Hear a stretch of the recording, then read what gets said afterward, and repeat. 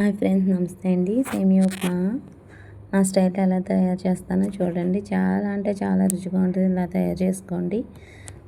సేమియా కూడా పొడి పొడిగా ఉంటుంది ఇలా చేసుకుంటే. ఇది ఈవినింగ్ స్నాక్స్ టైమ్గా పిల్లల ఇంటికి వచ్చినప్పుడు, లేకపోతే నైట్ టిఫిన్ కానీ ఇలా తయారు చేసుకోవచ్చు. మార్నింగే కాదు, నేనైతే నైటే తయారు చేశాను. ఒక్కొక్కసారి ఉపవాసం ఉంటాం కదా, అప్పుడు సేమియా ఉప్మా అనేది త్వరగా అయిపోద్దని చేసేస్తాను. ఇక మనం ఒక గ్లాస్ సేమియాలు తీసుకోండి. అలాగే పచ్చెనపప్పు, మినపప్పు, ఆవాలు, ఇంకా ఉల్లిపాయ, అల్లం ముక్కలు కంపల్సరీ ఉండాలండి. పచ్చిమిర్చి, టమాటా, కొంచెం కరివేపాకు ఇవన్నీ తీసుకోవాలండి. ముందుగా సేమియాలని స్టవ్ ఆన్ చేసుకొని బాండి పెట్టుకుని 1 స్పూను 2 స్పూన్లు ఆయిల్ వేసుకొని మన క్వాంటిటీని బట్టి బాగా ఫ్రై చేసుకోండి. ఫ్రై చేసుకున్న తర్వాత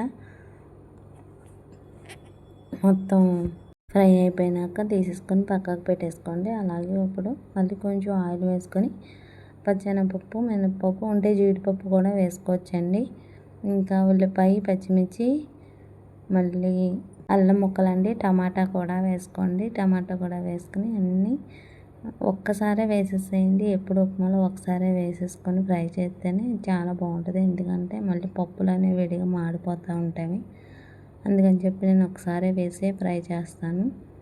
మొత్తం ఒకసారి వేసేసి బాగా ఫ్రై చేసేయండి. సేమియాలో గ్లాస్ తీసుకుంటే 1.5 నీళ్ళు పోయండి.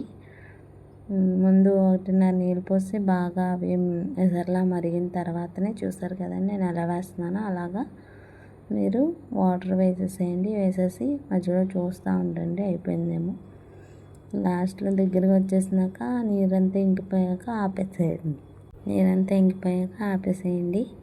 అంతే అండి. ఎంత రుచికరమైన మన సేమియా ఉప్మా అనేది రెడీ అయిపోయింది. చూసారు కదా ఎంత పొడి పొడిలాడుతూ ఉందో. వీలైతే ట్రై చేయండి. నా ఛానల్ సబ్స్క్రైబ్ చేయండి.